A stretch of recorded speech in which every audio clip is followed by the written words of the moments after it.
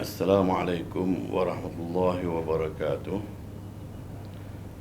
Bismillahirrahmanirrahim. Alhamdulillahi rabbil alamin. Wassalatu wassalamu ala sayyidina Muhammadin asyrafil anbiya'i wal mursalin wa ala alihi wa sahbihi ajma'in.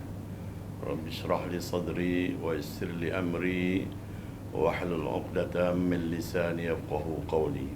Saudara muslimin dan muslimat, tidak berapa lama lagi kita akan menghadapi bulan Ramadan yang diberkati Allah Subhanahu wa taala dengan pelbagai rahmat yang disediakan bagi bulan tersebut. Bulan Ramadan merupakan antara bulan yang mulia di sisi Allah Subhanahu wa taala kerana ia termasuk antara 4 bulan yang dihormati dan diharamkan melakukan peperangan di dalam bulan-bulan tersebut. Allah Subhanahu wa taala berfirman, A'udzu billahi minasy syaithanir rajim.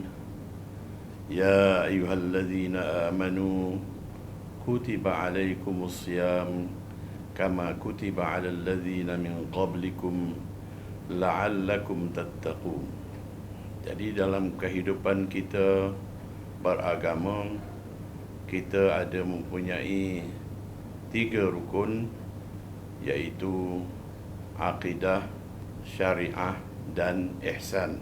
Ini telah ternyata di dalam hadis Jibril yang telah masyhur.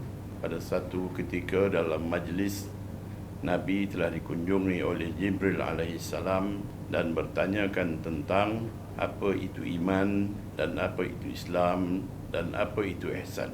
Jadi di dalam ayat yang baru saya sebutkan tadi, yang bermaksud wahai orang yang beriman, telah difardukan kepada kamu berpuasa sebagaimana telah difardukan kepada umat-umat yang terdahulu.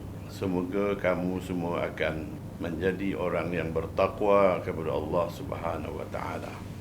Jadi dalam ayat yang tersebut juga terkandung perkara yang berkaitan dengan iman dan berkaitan dengan syariat serta berkaitan dengan ihsan. Ayat itu dimulai dengan ya ayyuhalladzina amanu, menyeru kepada semua orang yang beriman. Jadi ini bermaksud mereka yang beriman kepada Allah Subhanahu wa taala dan kepada rasulnya dan juga kepada semua rukun iman yang lain. Jadi ini bertepatanlah sebagaimana yang dalam hadis Jibril. Pada mulanya Nabi kita menjawab, orang yang bertanya itulah lebih tahu daripada orang yang ditanya. Tapi akhirnya Jibril mengatakan bahawa iman itu ialah kamu percaya kepada Allah Subhanahu wa taala, kepada malaikat, kepada kitab-kitab, kepada rasul, kepada qada dan qadar, dan juga kepada hari kiamat. Jadi kepada mereka yang mempunyai keimanan seperti inilah yang diserukan oleh Allah Subhanahu wa taala di dalam ayat Al-Quran yang tersebut. Mereka inilah yang diperintahkan dengan syariatnya, iaitu kutiba alaikumus syiyam, difardukan kepada kamu ibadat berpuasa. Jadi inilah rukun yang kedua dalam kehidupan beragama kita. Setelah kita beriman, maka ayat itu menyeru kepada orang yang beriman ini, diberitahu mereka semuanya difardukan berpuasa. Jadi inilah syariatnya yang disebutkan di dalam ayat Al-Quran tersebut. Jadi puasa yang dimaksudkan ini ialah puasa yang dilakukan di dalam bulan Ramadan. Karena itulah sahaja ibadat puasa yang wajib dilakukan oleh setiap orang yang beriman. Jadi iman ini seperti satu kepercayaan, dan syariat itu adalah dimaksudkan dengan Islam, iaitu amalan-amalan daripada apa yang kita imani. Kerana di dalam satu syair di dalam Matan Jawah Matan Jauharah juga disebutkan bahawa Islam itu dimaksudkannya ialah dengan amalan. Jadi inilah amalan yang difardukan kepada orang yang beriman, iaitu melakukan ibadat puasa sepanjang bulan Ramadan selama 29 hari ataupun 30 hari mengikut keadaan. Jadi puasa bermaksud menahan diri daripada makan dan minum dan juga daripada segala yang membatalkannya. Dan begitu juga kita diperintahkan juga supaya menjaga puasa kita itu daripada perkara-perkara yang merosakkan pahala puasa kita. Jadi bukan sahaja kita mesti menjaganya daripada yang membatalkan puasa, makan minum, tetapi menjaga daripada perkara-perkara yang membatalkan pahala puasa tersebut. Kerana sebagaimana yang disebutkan dalam ayat itu lagi, kama kutiba 'alal ladzina min qablikum, bahawa ibadat puasa ini bukan sahaja difardukan kepada umat Nabi Muhammad ini, tapi juga telah difardukan kepada umat-umat yang terdahulu juga. Cuma mungkin syariat puasa itu berbeza antara umat Nabi Muhammad dengan umat-umat yang lain. Jadi umat-umat yang terdahulu ada kala puasanya sehari berpuasa, sehari tidak, sehari berpuasa, sehari tidak. Dan ada juga syariat puasanya mereka hanya puasa daripada benda-benda tertentu.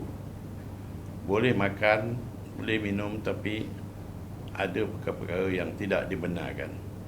Dan ada juga hanya berpuasa daripada makan sahaja, tapi boleh minum. Dan ada juga puasanya apabila telah sampai waktu berbuka, mereka mengerjakan fardu-fardu yang lain, tetapi apabila mereka ini tidur, selepas daripada berbuka itu, mereka tidur, setelah tidur itu bangun balik, mereka sudah tidak boleh lagi makan minum. Jadi sudah mula balik berpuasa. Jadi pada siang sampai malam berpuasa dan dah berbuka. Jadi selagi belum tidur, mereka bolehlah teruskan makan minum. Tapi apabila mereka telah tidur dan bangun semula, mereka tidak dibenarkan untuk makan minum lagi dan terus berpuasa hingga esoknya. Jadi itulah antara keadaan puasa yang difardukan kepada umat-umat terdahulu. Jadi syariatnya berbeza daripada syariat Nabi kita Muhammad sallallahu alaihi wasallam. Dan seterusnya ayat itu menyebutkan lagi la'allakum tattaqun, supaya kamu menjadi orang yang bertakwa. Jadi orang yang bertakwa ini ialah orang yang sentiasa menjaga dirinya daripada perkara-perkara yang ditegah oleh Allah Subhanahu wa taala dan melaksanakan segala suruhan-suruhan Allah yang telah disampaikan oleh Nabi kita Muhammad sallallahu alaihi wasallam. Jadi inilah dalam bahagian rukun agama kita tadi dikatakan sebagai ihsan. Jadi ihsan ini yang bermaksud an ta'budallah ka'annaka tarahu wa illam takun tarahu fa innahu yarak. Artinya kita melakukan ibadat kita kepada Allah Subhanahu wa taala seolah-olah kita melihat Allah Subhanahu wa taala. Seolah-olah kita melakukan ibadat puasa itu berhadapan dengan Allah Subhanahu wa taala. Sebaliknya, kalau kita mungkin tidak sampai kepada tahap yang sebegitu, itu dikatakan fa innahu yarak, yakinilah bahawa Allah Subhanahu wa taala melihat kita. Kalau kita tak dapat melihat Allah, kita yakin ni bahawa ibadat-ibadat kita yang kita lakukan itu semuanya dilihat oleh Allah Subhanahu wa taala, bukan saja dari luarnya, tak makan tak minum, tapi dilihat juga ke dalam hati orang yang berpuasa itu, sama ada ikhlas ataupun tidak, ataupun dalam hatinya ada perkara-perkara yang hasad, dengki dan sebagainya. Jadi inilah peningkatan ibadat itu dari semasa ke semasa dengan apa yang dikatakan ihsan tadi. Jadi kita apabila melakukan sesuatu berhadapan dengan Allah ataupun melakukan sesuatu yang dilihat oleh Allah Subhanahu Wa Taala, sudah tentulah kita akan menjaga ibadat kita itu dengan sebaik-baiknya supaya tidak ada cacat celanya.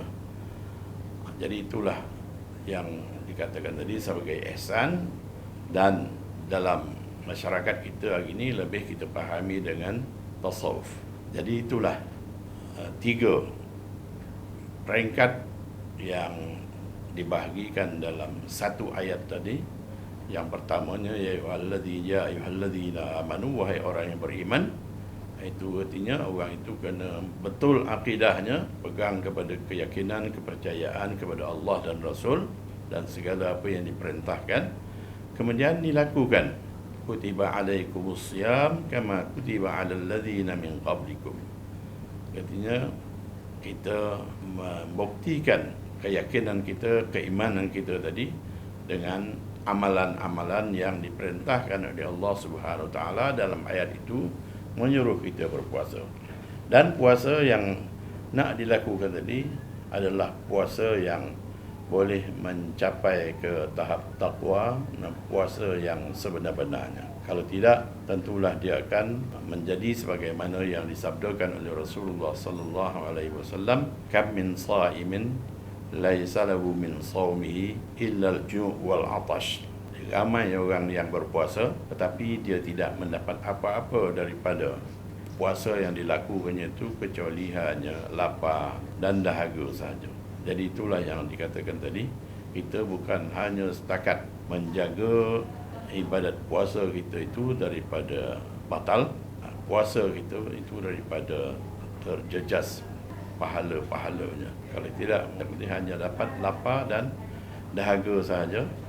Jadi apa yang diperintahkan dalam ayat Quran itu ialah ibadat yang kita nak lakukan itu sampai mencapai ke tahap takwa kepada Allah Subhanahu Wa Taala.